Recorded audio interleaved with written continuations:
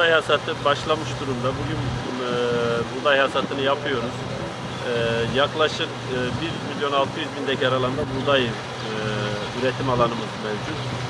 Bunun yanında ortalama verimlerimiz bu sene geçmiş senelere göre daha yüksek olacak gibi görünüyor. Şu an 500 ile 900 kilogram arasında, ortalama 700 kilogram civarında verim elde edilmekte.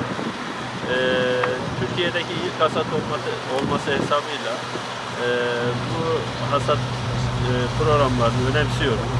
Fiyat yaklaşık 2 lirayla 2.2 arasında şu an seyrediyor ama inşallah Sayın Bakanımız, Cumhurbaşkanımız çiftçimizin yüzünü güldürecek bir fiyat açıklaması yaparsa çiftçimiz pandemi şartlarında zor şartlarda üretim yapıyor.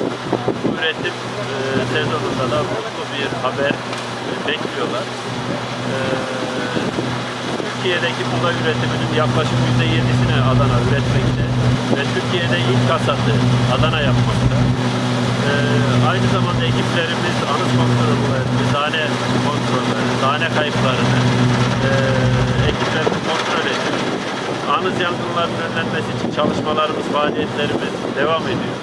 Ve bu şekilde de çiftçimize, ülkemize inşallah bereketli bir hasat dönemi olur. Ve çiftçimizin yüzü güle ümidiyle hasatlarımızı devam ettirmekteyiz.